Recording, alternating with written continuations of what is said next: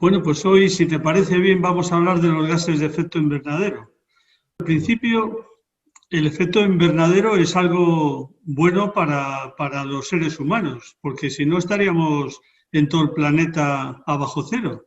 Sin embargo, ¿qué es lo que está pasando para que exista esta emergencia global?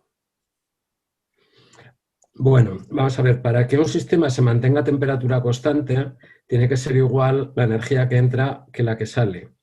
Entonces, en el caso del planeta Tierra, la energía que entra procede del Sol, la radiación solar, entra, se absorbe entonces en el suelo y por la noche, cuando no hay sol, pues entonces este cuerpo negro o este suelo emite y devuelve la energía que ha captado durante el día. Entonces, de esta manera se mantiene el equilibrio térmico en la Tierra y por eso tenemos unas temperaturas promedio en las cuales la humanidad podemos desarrollarnos y vivir. ¿Qué ha sucedido? Bueno, pues lo que ha sucedido es que hemos generado una sociedad que lo que ha hecho es extraer enormes cantidades de materiales fósiles del suelo, fundamentalmente carbón, petróleo y gas natural. Los hemos utilizado como combustible, los hemos quemado y esos materiales que estaban en el suelo han pasado al aire como dióxido de carbono, como CO2. Entonces esto ha modificado la composición de la atmósfera. La atmósfera ha aumentado la concentración de CO2 y con eso ha cambiado su comportamiento. ¿Cuál ha sido el principal cambio en el comportamiento? Bueno, pues que el CO2 al aumentar es un gas, es una molécula que absorbe más energía que el nitrógeno o el oxígeno del aire. O sea, el CO2 es una molécula más compleja y en ese sentido la energía que llega de que rechaza el suelo durante la noche la absorbe y la retiene.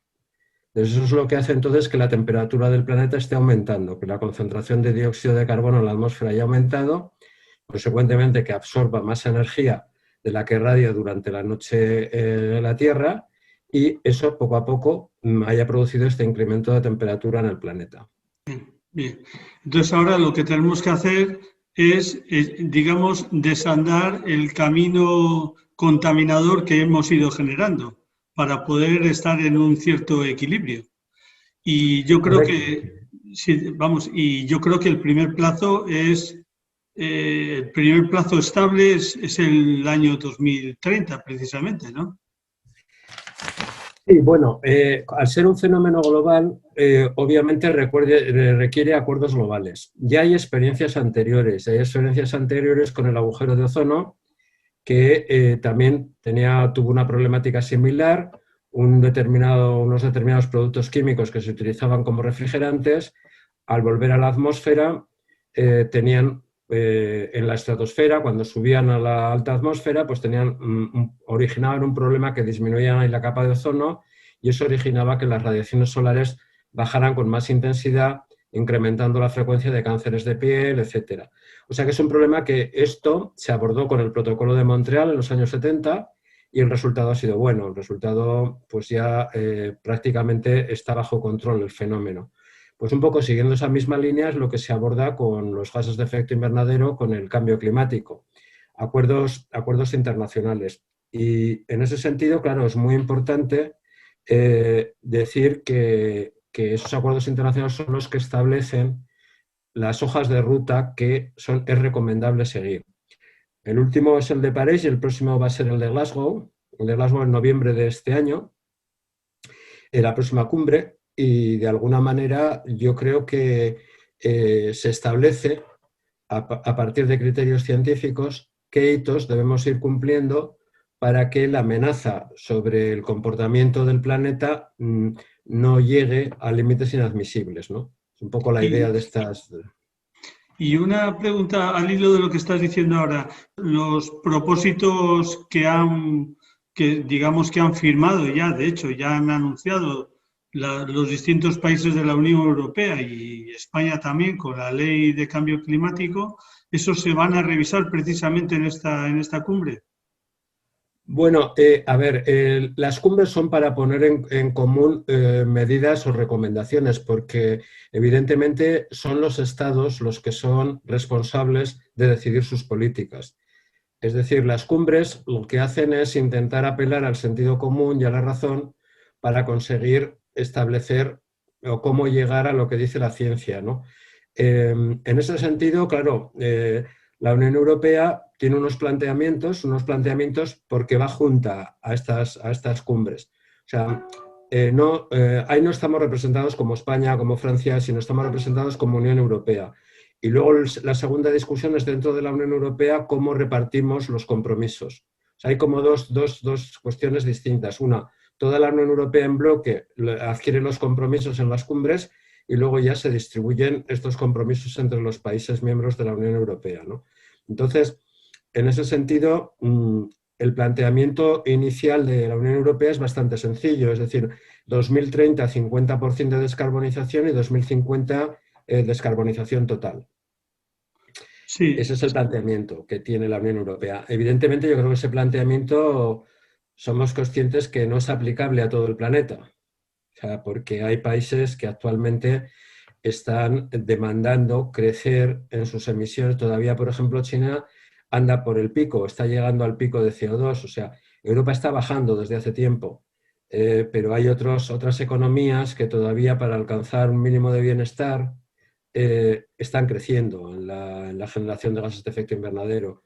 Entonces ahí ya es donde intervienen las negociaciones y la forma de entablar negociaciones. Pero tenemos que tener en cuenta que estos acuerdos internacionales son acuerdos voluntarios. O sea, nadie va a llegar voluntariamente a un acuerdo que no quiera. Y por lo tanto, el de París lo que mostró es buena voluntad, pero no estableció elementos obligatorios. Entonces, lo que se quisiera es dar un avance en elementos obligatorios y lo que puede ser más importante en planificación de cómo se va a encajar la economía en esto y cómo se va a realizar ese cambio de modelo, esa transición de una forma justa. O sea, el problema es que hay que cambiar el modelo de desarrollo, hay que cambiar el modelo en el que la energía se ha obtenido básicamente a través de combustibles fósiles a otro modelo, al modelo de renovables. Y claro, eso implica inversiones enormes, gastos enormes, otros modelos de negocio, etcétera, ¿no? Y bueno, pues por decir un detalle, el último programa que ha planteado en España el Ministerio de Transición son 1.670 millones de euros para fundamentalmente centrado el tema en autoconsumo, o sea, acumulación de energía y uso de energía, baterías para autoconsumo, climatización renovable o rehabilitación energética, es decir, medidas todas ellas que afectan a todos los sectores y que pueden disminuir el CO2 que se genera por cada persona en España, ¿no? Lo que estoy viendo al hilo de lo que estás comentando es que viéndolo a nivel global van a estar coexistiendo dos modelos de, digamos, de producción de energía, de gestión de dos modelos económicos, uno basado en una transición energética a, digamos, a emisión de carbono cero, por simplificarlo, y el otro con el sistema antiguo. Y van a entrar en competencia dos modelos que uno se está implantando y se está invirtiendo en él y el otro es un modelo que está funcionando pero que se ha visto que es nocivo para el planeta, ¿no? Entonces, es un tema que si todo es voluntario, esto va a ser realmente complejo en lo que es hasta la propia negociación intergubernamental entre los países, las comunidades, ¿no? Sí, sí, por eso tiene que estar claro que en el ámbito de sostenibilidad, en el ámbito de transición, todo se basa en alcanzar compromisos, porque realmente es un cambio muy importante que solo se puede realizar, digamos, equilibrando todos los desequilibrios que se pueden producir. O sea, es decir que, bueno, pues en España se ha dado la transición del carbón. Ahora prácticamente ya no hay carbón en España. Claro, eso ha tenido unos costes sociales, económicos, que ha habido que compensar. Esa es la idea de la transición justa. O sea, la idea es que no solo tener en cuenta que hay que cumplir los objetivos ambientales, sino también tener en cuenta que en ese modelo hay que atender a las consecuencias negativas para los otros sectores, ¿no? La experiencia yo creo que es un poco interesante mirar un poco al futuro, ¿no? O sea, tenemos que tener en cuenta que en general el bienestar está asociado a crear valor con el conocimiento. O sea, es decir, que cuanto más capaz eres de crear valor mediante conocimiento, mejor vives.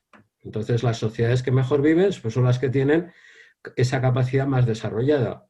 Bien sea, puede ser en el ámbito de la ciencia, puede ser en el ámbito de la cultura, puede ser en cualquiera de los ámbitos que se pueda crear valor, ¿no? No tiene por qué ser solo valor en un ámbito directo, ¿no? ¿Esto qué quiere decir? Bueno, pues que solo esa capacidad de utilizar la inteligencia para crear valor y para avanzar nos va a permitir mantener los estándares de calidad de vida que tenemos. Entonces, no se puede acudir a modelos antiguos que ya no nos van a permitir mantener el nivel de vida. Es decir, si actualmente pensamos que produciendo lo mismo con el precio de la mano de obra que hay en España vamos a poder sobrevivir en el próximo futuro, eso no es muy viable, porque para fabricar cosas que sabe fabricar ahora todo el mundo, probablemente no se podrá pagar el precio de la mano de obra que se está cobrando en España.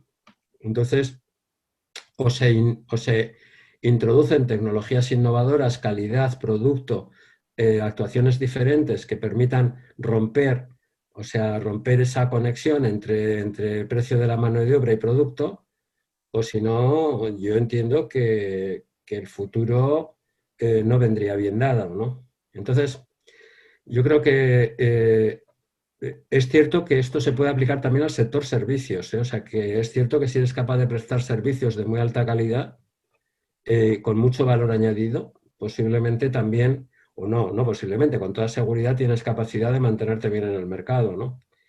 Pero esas son las decisiones que tiene que tomar una sociedad. O sea, lo que está claro es que las cosas van a cambiar drásticamente en esto hasta en el periodo hasta el 2050, va a cambiar todo muy drásticamente. Parece mucho tiempo. Hay gente que cuando hablas del 2050, pues parece como que estás hablando, pero el tiempo pasa muy rápido. Sobre todo los que somos mayores ya sabemos que el tiempo pasa muy rápido. Y en ese sentido, yo creo que plantearnos un escenario 2050 es una forma acertada de dirigir los esfuerzos, ¿no? Los esfuerzos de una comunidad autónoma como Cantabria o de España o de la Unión Europea, ¿no? O sea que yo creo que aplicar la cabeza a esto yo lo veo muy eficaz y muy útil. Pues espero que en este camino, digamos, la solidaridad entre comunidades y entre países y entre grandes regiones sea también un denominador común en el avance, que no estemos mirándonos solo a nosotros, lo estamos viendo en el día a día, pero seguro que vamos a avanzar en positivo, seguro que sí. Yo lo que decías ahora yo creo que es muy importante. Es muy importante porque se ha asociado la clave a la tecnología y quizá la clave está más bien en el comportamiento humano, lo que decías ahora. O sea, hay un sector de pensamiento que piensa que es más fácil o antes de que se produzca el desastre ambiental por el cambio climático, que se va a producir el desastre por el egoísmo humano y el deseo de invadir al prójimo, etcétera, etcétera, ¿no? Entonces, yo creo que cuando se habla de valor, yo creo que hay que tener también muy en cuenta el valor cultural, ¿no? O sea, el valor de la educación, el valor del respeto, el valor de un montón de cosas que, desgraciadamente, últimamente, pues entre la pandemia, la crisis y tal, pues pueden estar erosionándonos un poco, ¿no? Yo creo que eso es extraordinario, lo que has dicho es extraordinariamente importante. O sea, Sí. eh, no es solo la tecnología, no es solo el cambio climático, es la forma en la que hacemos las cosas, cómo pensamos en los demás, qué es lo qué favorecemos con las decisiones, eso es importante. Sí, muy bien, Ángel, pues nos vemos. Muy bien, gracias, Hasta luego. Paulino. Hasta otro entonces. Adiós.